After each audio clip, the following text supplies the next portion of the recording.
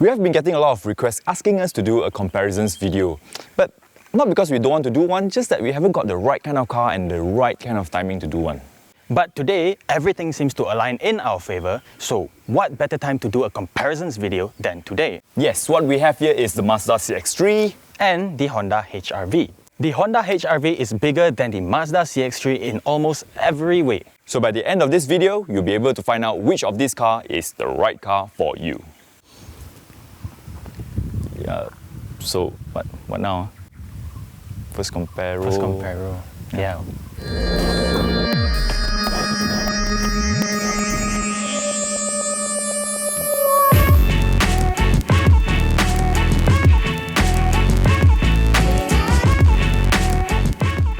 Yeah, headlamps, LED, right? Not full LED. Halogen high beam. Yeah, halogen high beam. Oh, I have this grill that goes through the headlights with some DRL, very nice. Fog lamp. Mine is halogen, unfortunately. LED. Rims. 16 inches. 18 on the CX-3. Why do you need the rim so big for? It looks good. Expensive to replace, man. Now, moving on. Side steps. Why do you need side step for such a car? It looks good on the Honda HR-V. Enough said. Yeah, I think it looks quite good on HR-V. Color. Grey. Mazda's signature soul red. Yeah, it does look good. But Honda might just introduce the Carnival red soon. Yeah, that will look nice on the HR-V. Okay, floating roof on the D-pillar. Hidden rear door handles. Yeah, you don't really need that, but okay. Moving along to the rear. Exhaust. Yep, I have one. Very nice one. One. Yeah. I have two here. Yeah, very nice looking. Reverse camera. Check. Spoiler. Check. Shark fin-like antenna. Also check. They look quite similar. Now that you think of it, huh? Okay. Now, the interior. The cabin for the CX-3 looks exactly like the one in Mazda 2 because it's based on that. The material that they use are really premium. You can feel that it's really nice and luxurious here. But space-wise, it's slightly more constrained as compared to the HR-V. But I do really like the material that they use. The one over here is like the brushed metal finishing. It's really nice. Now, over in the HR-V, the interior isn't quite as identical to the Honda Jazz, the car that it's based on, but here it's almost like one class up because everything feels well built. You've got soft touches here as well, and the center console just looks really nice. Steering wheel. Leather-wrapped multifunction with cruise control and Bluetooth hands-free. Same leather-wrapped multifunction. Well, pedal shifters. And you don't have that, right? No, I don't need that. Okay, meter cluster. Fairly standard looking, nothing to write home about, but it does come with a multicolored LED ring around the speedometer. That's nice. Yeah, fancy. What I have here is beautiful. Just beautiful. It's just nice. Simple and nice.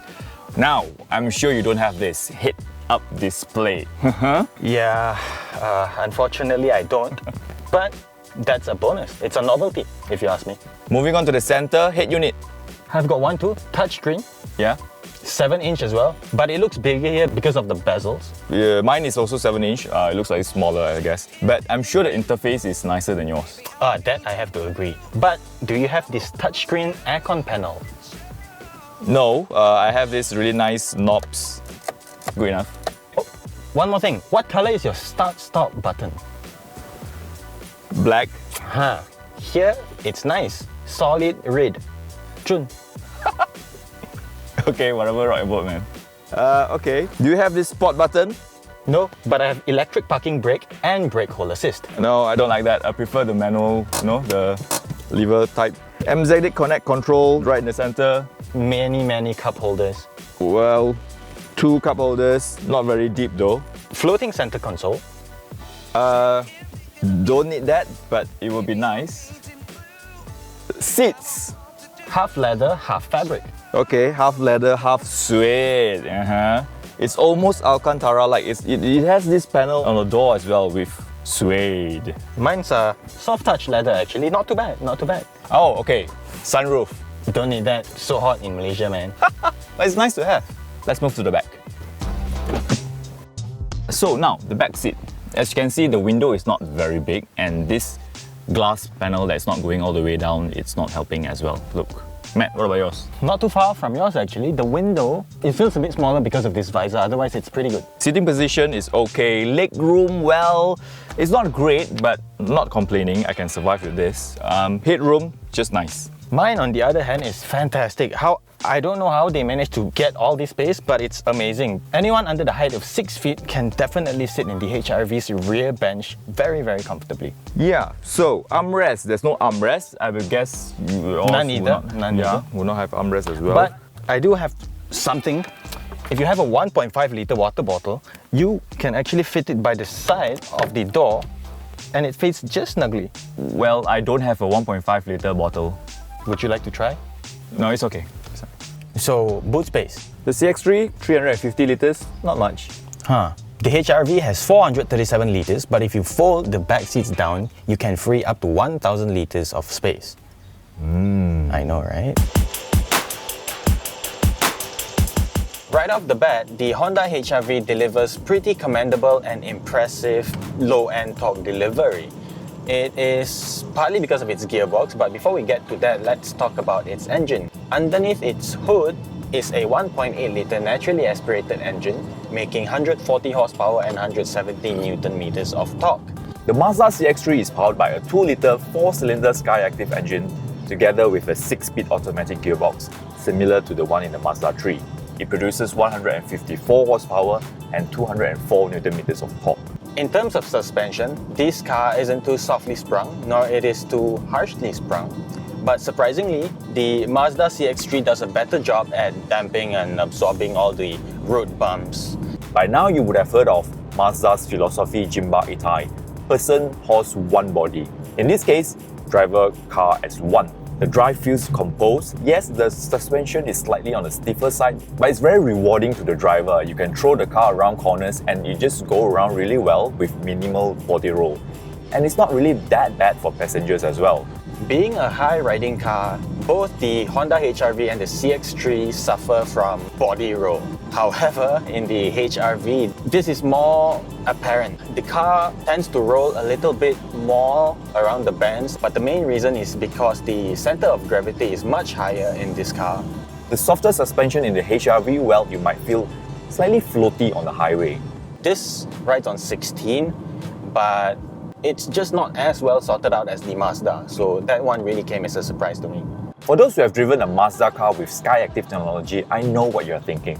Oh, Mazda cars nowadays, no power, no power. Well, you're wrong. That's because you're so used to the kind of sudden acceleration in a car, especially the turbocharged ones nowadays. Here's the thing. One of the characteristics about a SkyActiv engine is the linear acceleration. It gives you a smooth and gradual pickup in speed, which you will learn to appreciate once you have one of these as a daily driver. And it saves you fuel as well. Well, if you feel like being sporty, you do have a very nice sport button over here for you to choose the sport mode. There's also no all-wheel drive here, so it's best to keep the car off the gravel and drive it where it really belongs, which is on the road or into Kuala Lumpur, to Jayagrosa and whatnot. Another reason why the CX-3 is more enjoyable is because it has a 6-speed automatic gearbox with paddle shifters. HRV, CVT. The combination of this engine and the CVT gearbox is really top-notch. It really gets the job done really, really well. Yes, I know the CX-3 is limited in terms of space, but that can be easily forgiven by the almost premium-like interior finishing. Just check out this aluminium brush panel on the side with suede. The cabin of this car deserves a lot of praise because with the HR-V, it seems that Honda has, for the first time in a long time, built a car that will suit just about any or every family's needs. And I mean every. Headroom is good, legroom is even better.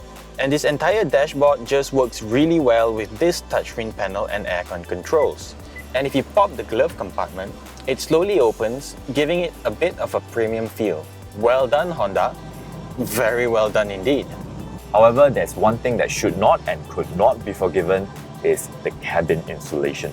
Just like its other siblings, the engine noise, the wind noise, and the road noise especially is very apparent in this car.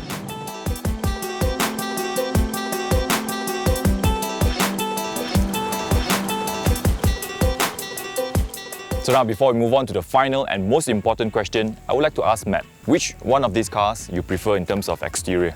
Well, this is an easy one. I'm gonna have to give it to the Mazda CX-3 because the whole package just works. Big rims, sloping D-pillars, soul red metallic paint job. I'm sold, man. I'll have to go for the CX-3 as well. The whole Kodo design works really well together, looks really good. Now, interior? After much consideration, I'll have to give it to the Honda HR-V because everything is designed with practicality in mind, ease of convenience. The dashboard is well done, so HR-V, practicality is king. For me, I will go for the CX-3 because the interior finishing is better. The leather seats, this CX-3 is more comfortable as compared to the HR-V. Yeah, so I'll go for quality. What about driving experience? This is an easy call to make. The CX-3, as with all Mazda cars, they drive really well, and with the CX-3, it is no exception. Yeah, so driving feel, of course, my favorite, the CX-3. Somehow the SkyActiv technology, they all just come together and it works. So now the big question is, which of these cars is the car for you? If you need a car that's going to do all your daily runs from doing the groceries to moving house, the HR-V pretty much can do any of that and more. So yeah, practicality is king with the HR-V. Yeah, so now the keyword here is need. But what if you want something that's handsome and drives as well as it looks? Then this Mazda CX-3 is the car for you. If you want to find out more about your Honda HR-V and the Mazda CX-3, do log on to AutoBuzz.my. And if you like this video, please give us a thumbs up and subscribe for more videos like this in the future.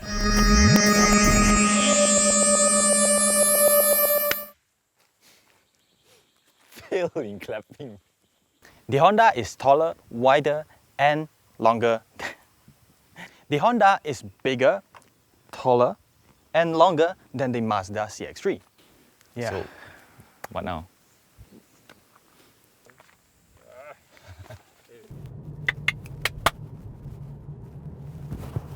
Okay, I don't know what to say anymore. What?